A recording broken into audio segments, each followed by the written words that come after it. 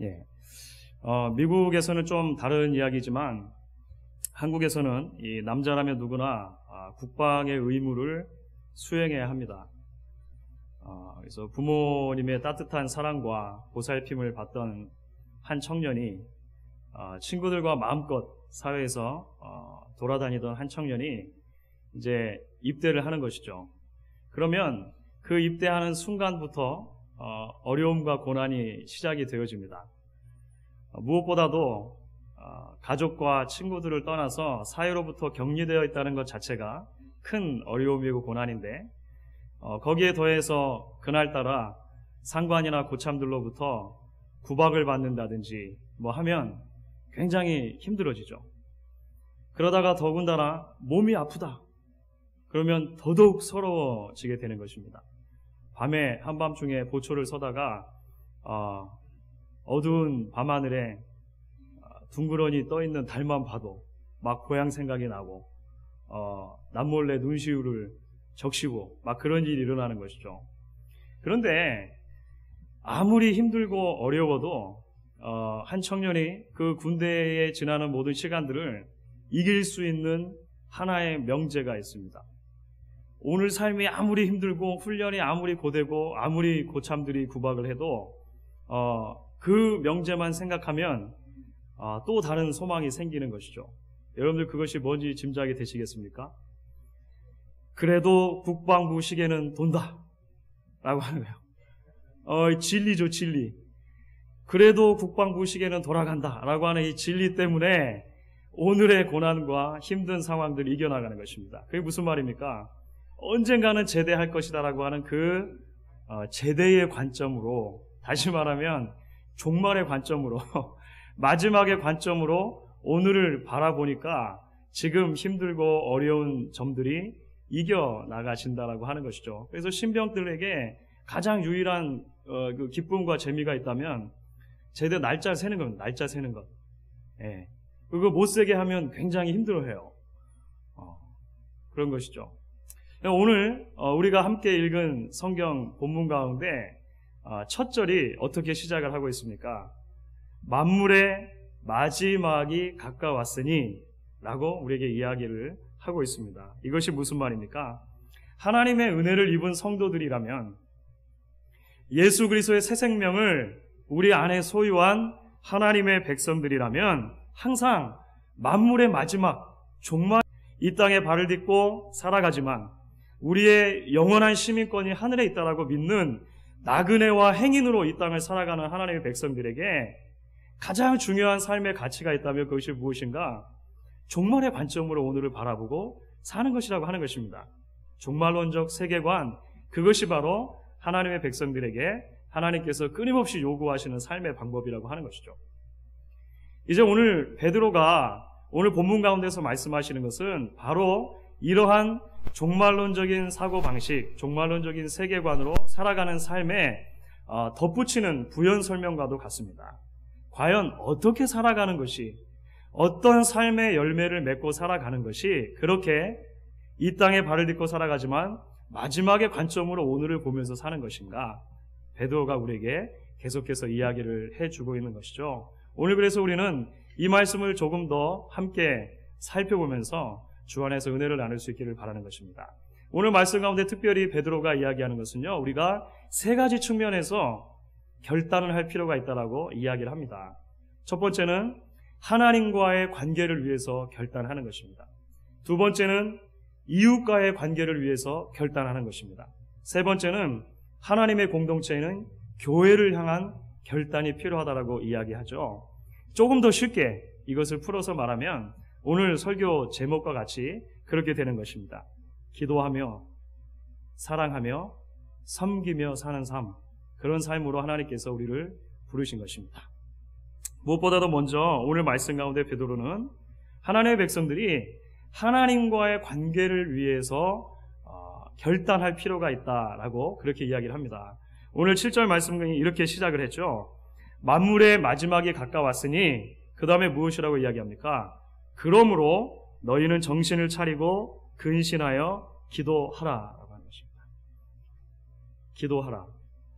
여기서 먼저 우리가 좀 기억을 할 것이 있습니다. 그것이 무엇이냐면 성경적인 의미에서 기도라고 하는 것은 단지 우리가 어떤 필요한 것이 있을 때 하나님 앞에 나와서 그 필요한 것을 구하는 행위 정도를 의미하지 않는다는 것입니다. 전체적인 성경의 관점에서 볼 때 기도라고 하는 것은 항상 하나님과 성도 사이의 관계에 초점이 맞춰져 있습니다. 그러니까 기도의 핵심은 무엇인가 하면 어떻게 하면 하나님과 바른 관계를 유지할 수 있을 것인가, 바로 그것이 기도라고 하는 것이죠. 사랑하는 성도 여러분, 우리는 참 분주한 삶을 살아갑니다. 그렇지 않습니까? 요즘은 학생들도 다 분주한 것 같아요. 어린 아이들도 다 분주한 것 같아요. 그렇죠?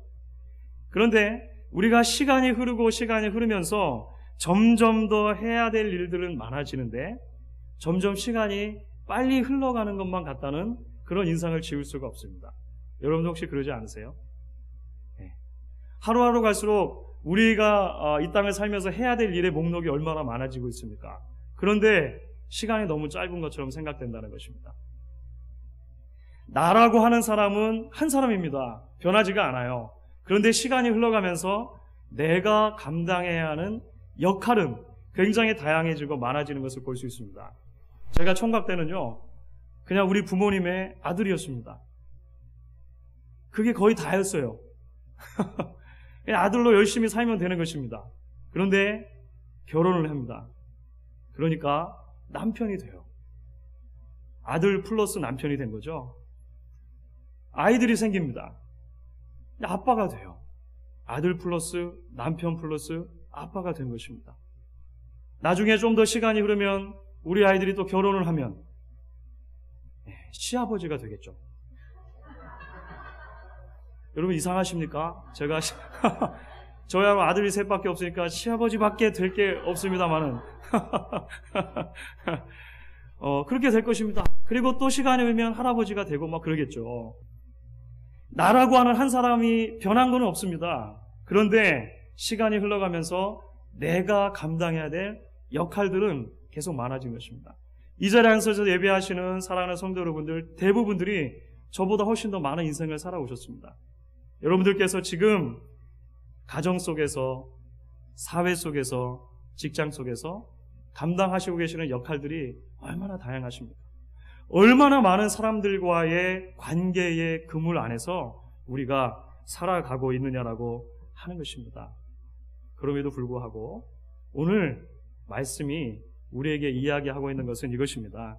그토록 분주한 삶을 살아갈 때, 그토록 다양한 관계의 그물망 안에서 살아갈 때 무엇보다도 우리가 먼저 기억해야 할 중요한 것이 있는데 하나님과의 관계라고 하는 것입니다. 매일의 삶 속에서 하나님과의 바른 관계를 위해 우리의 시간을 일부러 떼어놓고 그 시간을 지켜야 할 필요가 있다라고 성경이 이야기를 하는 것이죠. 왜 그렇게 하나님과의 관계가 중요하다고 이야기하는 것입니까? 우리가 신경을 써서 하나님과의 관계를 위해 애쓰지 않으면 우리는 금방 살아가는 일에만 급급한 나머지 내가 지금 어디로 뛰어가고 있는지, 무엇을 향해 뛰어가고 있는지 쉽게 잊어버릴 수 있는 존재들이기 때문에 그런 것입니다. 우리를 부르시고 지금 이 삶의 자리에 우리를 있게 하신 우리의 주인이 누구신가? 우리는 조금만 멈추어 있으면 잊어버리게 된다라고 하는 것입니다. 그렇기 때문에 이러한 신앙의 비밀을 아는 성도들은 자신의 삶이 분주해지면 분주해질수록 더욱 하나님과 관계를 유지하는 것이 시급하다라고 생각을 하고 그 하나님과 바른 관계를 유지하기 위해 힘과 애를 쓰는 사람들이라고 하는 것을 우리가 기억하게 되어집니다. 여러분 그 유명한 마틴 루터의 일화를 기억하고 계실 것입니다. 요즘에 얼마나 기도하십니까? 라고 누군가 마틴 루터에게 물었을 때 루터가 그렇게 얘기했다고 하죠. 이전에는 제가 하루에 2-3시간씩 기도했는데 요즘엔 너무 할 일이 많고 바빠서 1시간씩을 더 기도합니다. 그 말이 이제 이해가 되어지는 것이죠. 우리가 분주하면 분주할수록 그 속도에 취해서 우리를 부르신 하나님을 잊어버리기 쉽기 때문에 바쁘면 바쁠수록 하나님 앞에 나아가서 하나님과 교제하는 시간을 지키기로 결단해야 된다고 이야기하는 것입니다. 오늘 특별히 베드로가 이렇게 하나님의 백성들에게 하나님과의 관계를 위해서 기도해야 된다라고, 하나님과 관계를 바르게 유지해야 된다라고 이야기할 때 이러한 설명을 덧붙이고 있습니다. 정신을 차리고 근신하여 기도하라. 그렇죠? 정신을 차리고 근신하여 기도하라. 정신을 차리다라고 하는 말과 근신하다라고 하는 말은 사실 거의 동의어에 가깝다라고 보시면 되겠습니다. 제정신을 가지다, 분별력을 가지다, 지각이 있다, 뭐 이런 의미라고 볼 수 있습니다. 여러분, 그러면 제정신을 차리고 분별력을 가지고 기도하라는 것이 무슨 의미가 있을까요? 그것은 바로 기도의 본질이라고 하는 것이 어떤 종교에서 그런 것처럼 무아지경에 빠진다든지 특별하고 신비한 영적인 체험을 추구하는 것에 있지 않다라고 하는 것입니다. 우리 현실과 전혀 동떨어져서 아주 신비한 체험을 하는 것, 뭔가 내 자신을 잊어버리고 무아지경에 빠지는 것, 그것이 성경이 의미하는 바른 기도, 하나님과의 바른 관계를 유지하는 방법이 아니라고 하는 것이죠. 오히려 기도는 바른 영적인 지각을 가지고 판단을 가지고 하나님 앞에서 그 인격이신 하나님과 교제하는 모습이라고 성경은 이야기를 합니다. 제정신을 차리고 기도하는 거예요. 그렇죠? 정신을 잃어버리지 말고 제정신을 차리고 하나님 앞에 기도해야 된다. 그래서 우리에게 이야기를 하는 것입니다. 우리와 인격적인 교제를 나누기 원하시는 하나님께서는 기도하는 사람이 모라의 경지에 빠져서 자신도 잊어버리고 우리의 기도를 들으시는 그 하나님이 누구신지도 잊어버리고 그렇게 기도하는 것을 결코 원치 않으신다라고 하는 말씀인 것이죠. 동시에 정신을 차리고 근신하여 기도하라는 말씀은 이렇게도 볼 수가 있습니다. 종말의 관점에서, 마지막의 관점에서 오늘을 바라보며 하나님과 교제한다고 하는 것이 무슨 비이성적인 삶의 자세를 요구한다든지 극단적인 삶의 변화를 요구하는 것이 아니라고 하는 것을 이야기하는 것입니다. 이게 무슨 말입니까? 여러분, 잘못된 극단적인 종말론에 사로잡힌 그런 단체들이 그렇게 가르치죠. 종말이 이미 가까웠다. 그러니까 어떻게 하라는 것입니까? 학교도 포기하고 직장도 포기하고 가정도 포기하고 다 그 재산을 팔고 우리한테 바치고 그 다음에 함께 모여서 예배만 하면서 종말을 기다리라고 이야기하죠. 그래서 성경은 한 번도 종말을 기대하는 성도의 삶에 대해서 이야기하면서 그러한 방법으로 접근한 적이 없습니다.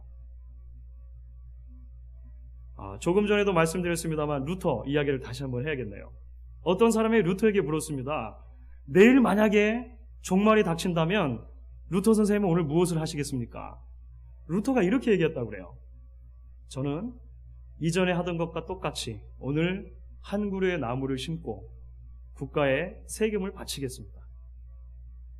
어디서 많이 들어보는 거죠. 100년 뒤에 스피노자라고 한 사람이 비슷한 얘기를 했어요.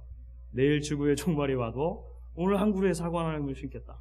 이렇게 비슷하게 얘기해요. 루터가 먼저 얘기한 것입니다. 무슨 말입니까? 종말의 관점으로 오늘을 산다는 것은 오늘 무엇인가 우리의 삶에 요구하는 하나님의 그 요구들을 다 잊어버리고 포기하고 무엇인가 특별한 삶으로 우리를 부르신 것이 아니라고 하는 것입니다. 우리가 평소에 살아가는 것 같은 똑같은 삶을 살되 오늘 하나님과 바른 관계를 유지하면서 오늘 우리의 삶의 현장에서 하나님이 기뻐하시는 삶은 무엇인가? 하나님이 기대하시는 삶은 무엇인가? 나의 인생을 향한 하나님의 뜻은 무엇인가?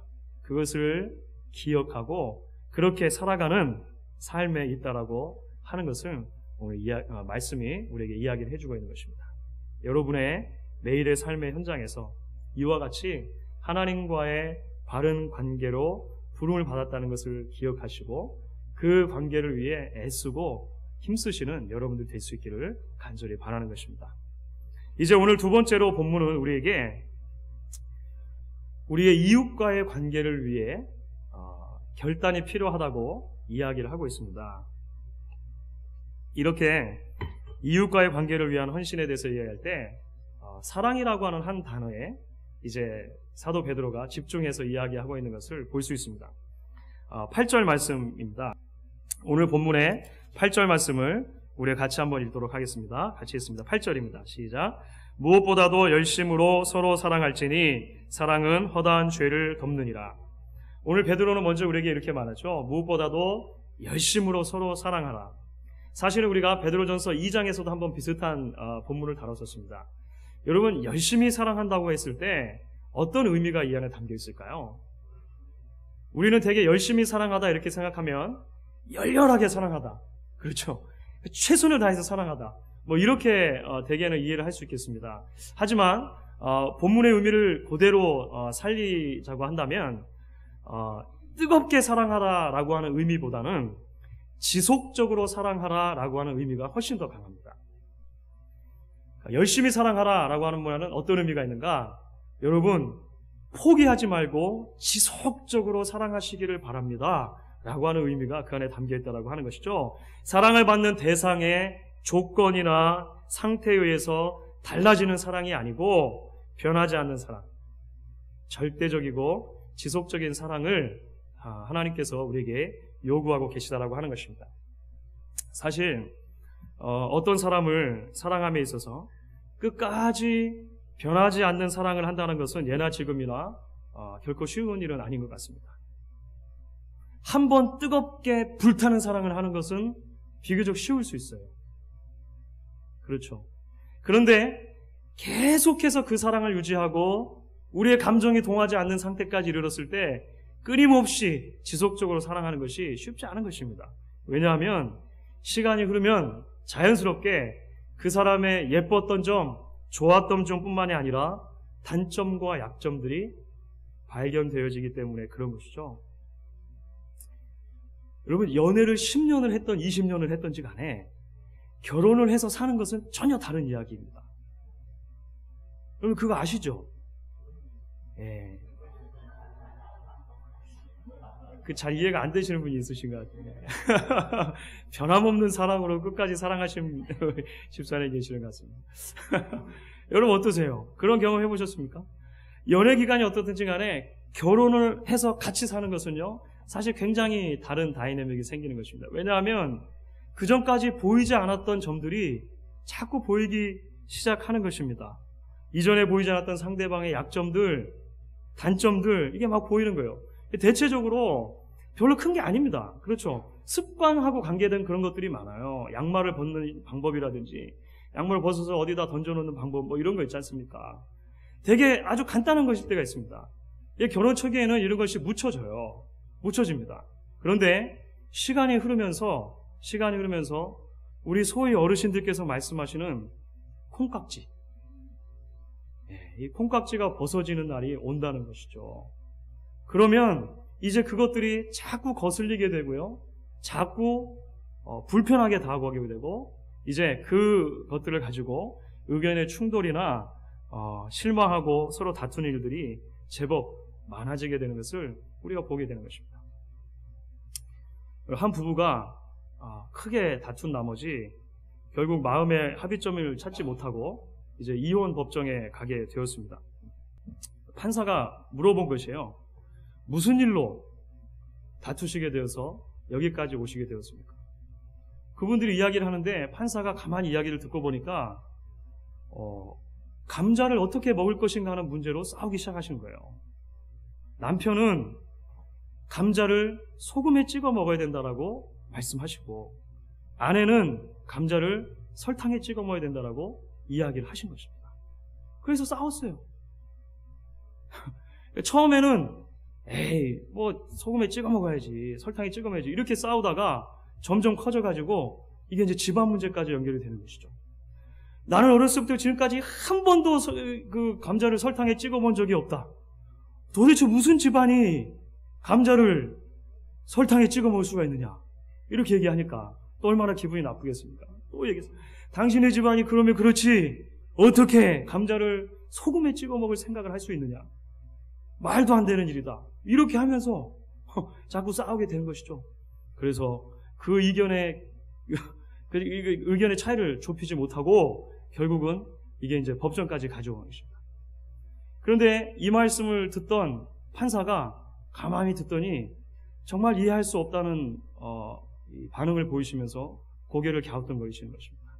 그러면서 이제 이분들에게 이렇게 얘기하는 거죠. 두 분이 말씀하신 걸 제가 도저히 이해할 수가 없네요. 저희 집에서는 원래 감자를 고추장에 찍어 먹습니다. 실제로 강원도에서는 고추장에 찍어 드신다고 그래요. 여러분, 우스갯소리입니다만 목사와 성도들 사이에도 마찬가지고 성도와 성도들 사이에도 마찬가지겠죠. 우리가 만난 시간이 얼마 되지 않으면요, 사실 우리 눈에 다 콩깍지가 씌워져 있습니다. 그렇죠. 하지만 우리가 완전하지 않기 때문에 처음엔 그렇지 않았어도 시간이 흐르면서 온갖 약점들과 한계들이 드러날 것입니다. 그리고 그 약점들과 한계들이 드러나면 그것이 우리가 계속해서 서로를 사랑하고 섬기는데 방해가 될 만한 요소들로 작용하기도 할 것입니다. 제가 사역한 지 이제 7개월이 지났습니다. 아직도 여러분의 콩깍지가 계시면 좀 이상한 거예요. 여러분 어떠십니까? 어떤 경우에 있어서는 굳이 그것이 약점과 한계가 아니더라도 생각의 차이와 습관의 차이들 때문에 의견의 충돌이나 갈등이 야기될 수 있다는 것을 우리가 잘 알고 있습니다. 그러나 사랑하는 성도 여러분, 우리가 분명히 기억해야 할 것이 있습니다. 그것은 무엇이냐면 성경이 말하는 사랑이라고 하는 것은 감정적인 것이 아니고 의지적인 것이라고 하는 것입니다. 사랑이라고 하는 개념을 성경에서 정의할 때 그것은 항상 그래서 언약적인 개념으로 이야기를 합니다. 하나님께서 만약에 감정의 근거에서 우리를 사랑하셨다면 우리 중 누구도 하나님의 사랑을 끝까지 받을 만한 사람이 있겠습니까? 하나님께서는 우리를 예수 그리스도 안에서 사랑해 주시겠다라고 하는 그 언약의 근거에서 우리를 사랑해 주신 것입니다. 우리가 때로 부족하고 연약하고 끊임없이 하나님의 마음을 아프게 하고 죄를 지어도 하나님께서는 그 언약 때문에 우리를 사랑해 주신다라고 하는 것이죠. 사랑의 본질이 언약적이라고 하는 것은 바로 그런 의미가 있는 것입니다. 우리가 우리의 감정이 아니라 의지를 발동해서 사랑해야 하는 것이죠. 그런데 여러분, 우리가 힘들지만 그렇게 의지를 발동해서 사랑하게 되어질 때 놀라운 기적과 같은 일이 일어난다라고 오늘 베드로 사도가 이야기합니다.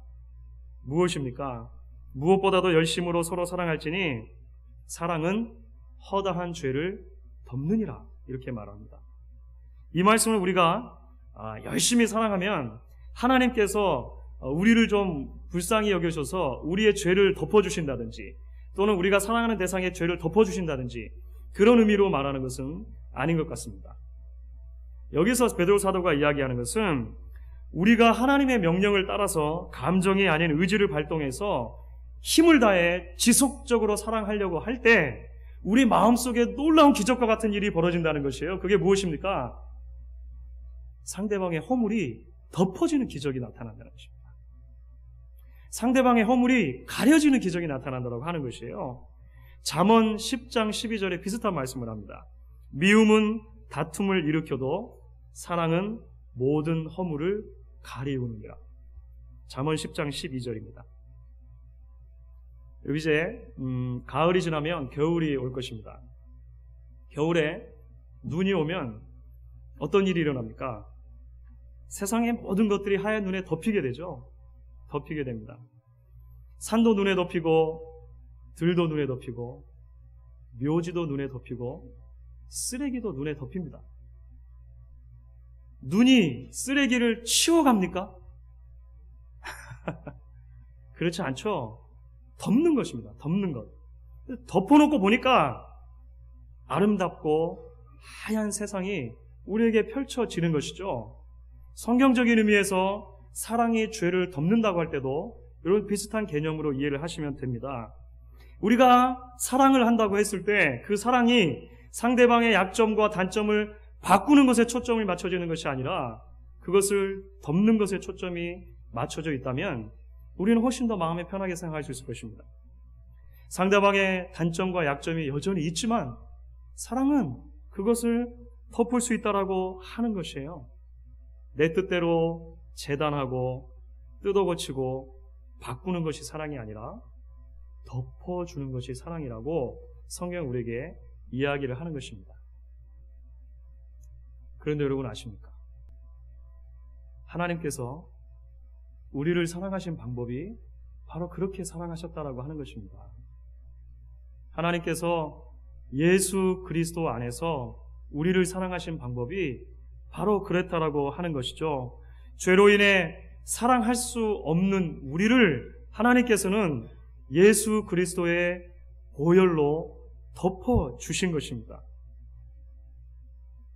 예수님께서 우리를 보혈로 덮어주셨을 때 우리 안에 죄가 완전히 다 없어졌습니까? 더 이상 우리는 죄를 안 짓는 상태로 되어졌습니까? 그렇지 않죠. 그렇게 가르치는 것은 성경적이 아닙니다. 여전히 우리는 죄의 누더기와 같은 옷을 입고 있지만 예수 그리스도의 의의 옷을 우리 위에 입혀주시고 하나님께서는 그 의의 옷을 보시고 우리 전체를 의롭다, 깨끗하다 그렇게 이야기를 해주시는 것입니다. 이것이 칭의의 개념이죠. 의롭다고 칭해주시는 것의 개념입니다. 우리가 의롭게 변한 것이 아니고 의롭다고 칭해주시는 것이 놀라운 하나님의 사랑의 기적이라고 하는 것입니다. 그래서 성경적인 의미에서 속죄라고 하는 것을 의미할 때 atonement, 속죄를 얘기할 때 구약의 개념의 그 속죄는 항상 덮는다는 의미를 가지고 있습니다. 여러분들 유대인의 그 주이시 할러데이를 저희가 제법 지킵니다. 그러니까 지킨다기보다는 하여간 유대인들이 많으니까 억지로 지켜지게 됩니다. 최근에 지났던 유대인의 명절 중에 하나가 욤 키푸르라고 알고 있어요. 욤 키푸르. 그것은 대속죄일입니다. 대속죄일. 그런데 그 히브리어로 키푸르라고 하는 것이 속죄, 어토먼트인데 동사가 카파르라고 하는 동사에서 나옵니다. 그 카파르는 덮다라고 하는 의미입니다. 덮다. cover. 덮다. 성경적인 의미에서 항상 속죄는 우리의 죄를 하나님께서 덮어주시는 것으로 이해를 한다라고 하는 것이죠. 사랑하는 성도 여러분. 예수님 안에서 무조건적으로 우리의 죄를 덮어주신 그 하나님께서 우리에게도 이제 그런 사랑을 요구하신다는 것을 기억하고 그러한 사랑의 결단으로 나아갈 수 있는 여러분들 될 수 있기를 간절히 바라는 것입니다. 이제 오늘 마지막으로 베드로가 우리에게 종말의 관점으로 오늘을 사는 그리스도인들이 어떻게 살아야 하는가라고 하는 것을 이야기할 때 이제 베드로는 신앙의 공동체를 향한 특별히 신앙의 공동체인 교회를 향한 결단을 우리가 해야 될 필요가 있다라고 그렇게 이야기를 합니다. 무엇보다도 먼저 베드로는 성도들이 교회를 섬김에 있어서 하나님께서 주신 은사를 따라서 섬겨야 한다라고 이야기를 해요. 10절 말씀입니다. 같이 한번 10절 말씀을 보도록 하겠습니다. 같이 읽겠습니다. 10절입니다. 각각 은사를 받은 대로 하나님의 각양 은혜를 맡은 선한 청지기 같이 서로 봉사하라. 무엇보다도 먼저 하나님께서 각각 다양한 은사를 하나님의 백성들에게 주셨다라고 하는 사실을 이야기하죠. 그리고 하나님께서 각각 다양한 은사를 우리에게 주셨으니까 우리가 그것을 가지고 그 은사대로 하나님의 교회를 선한 청지기처럼, 그러니까 위탁받은 것처럼, 그렇죠? 그렇게 섬겨야 한다라고 이야기를 하고 있는 것입니다. 하나님과의 관계를 위해서 결단해야 하고 이웃과의 관계를 위해서 결단하고 이제 교회를 향해서 결단한다고 이야기할 때 베드로는 이 은사의 개념을 가지고 이야기를 하는 것입니다. 우리가 먼저 여기서 기억해야 할 것이 있습니다. 무엇보다도 은사라고 하는 단어, 이 은혜라고 하는 단어에서 나왔다라고 하는 것입니다. 그러니까 은사와 은혜라고 하는 단어는 서로 같은 어원에서 나왔다라고 보는 것이 옳겠습니다.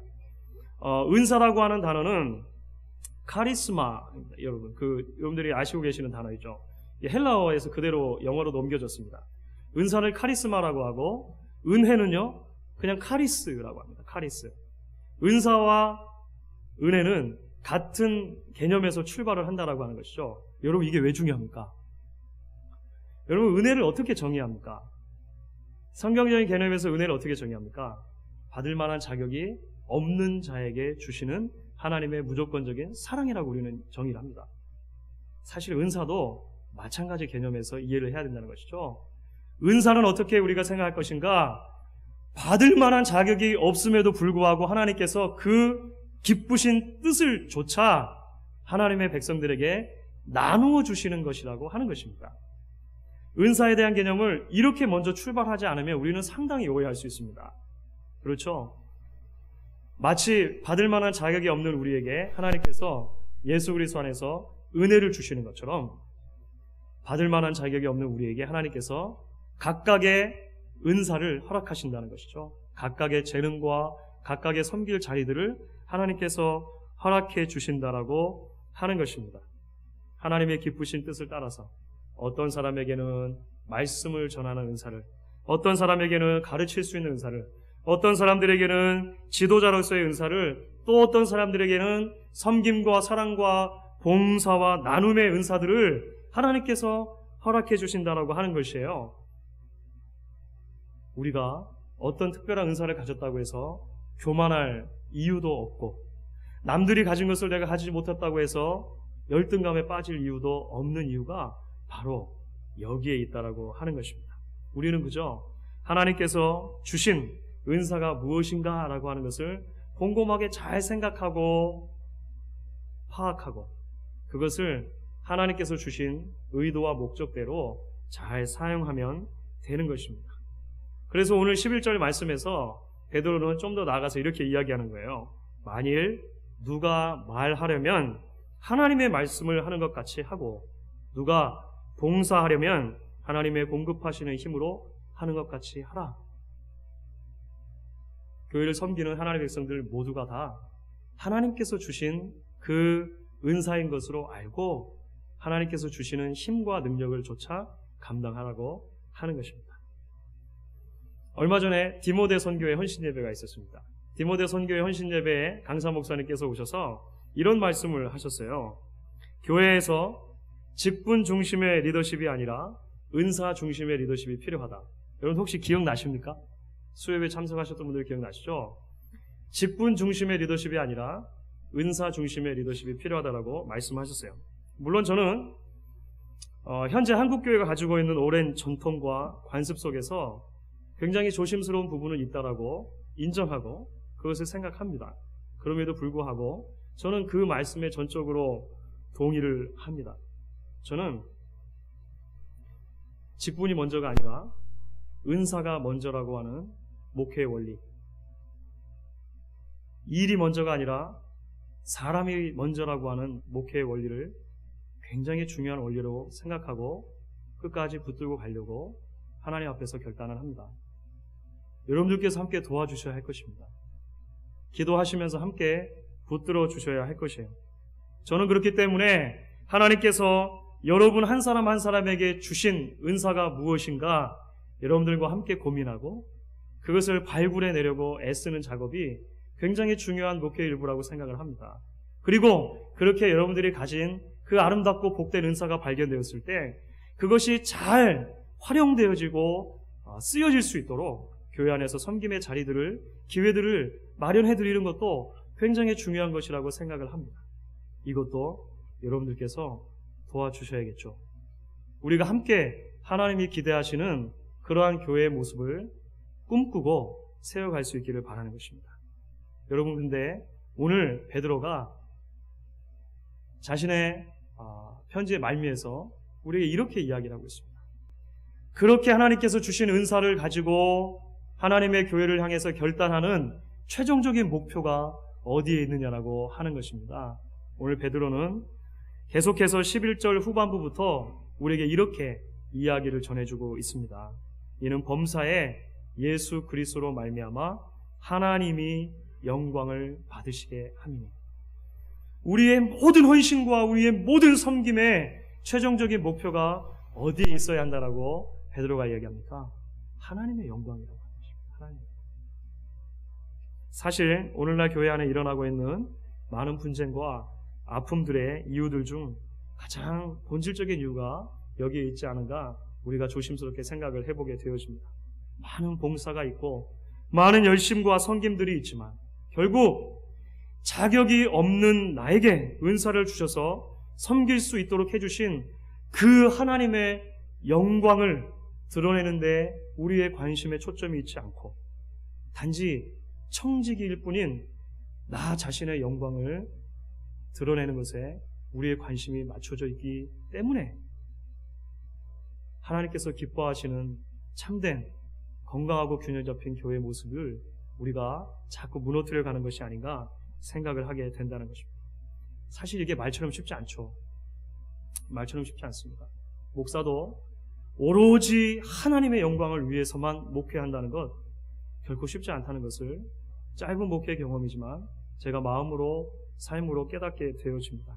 그러나 사랑하는 여러분, 우리 모두가 다 하나님의 말씀 앞에 오늘 귀를 기울이고 나아갈 수 있기를 바라는 것은 이것입니다. 은사를 주신 주인의 입장에서 보면 우리가 그 은사를 사용하지 않고 묻어두는 것도 잘못이지만 그 받은 은사를 하나님의 영광이 아닌 것에 오용하거나 남용하거나 잘못 사용하는 것도 하나님을 기쁘시게 해드릴 수 없다는 것을 우리가 기억해야 한다고 하는 것입니다. 이제 말씀을 정리하도록 하겠습니다. 사랑하는 성도 여러분, 저는 오늘 베드로 사도가 우리 모두에게 주시는 이 권면의 말씀을 우리가 겸손과 믿음으로 함께 받을 수 있기를 간절히 원합니다. 그래서 우리가 나그네와 행인으로 이 땅을 사는 동안에 힘들어도 하나님께서 주시는 그 능력을 가지고 기도하며 사랑하며 섬기며 살아갈 수 있는 저와 여러분 될 수 있기를 주의 이름으로 간절히 부탁드리는 것입니다. 우리 이 시간에 같이 한번 찬양하고 우리 함께 하나님 앞에 헌신하며 기도하는 시간도 갖도록 하겠습니다. 먼저 찬양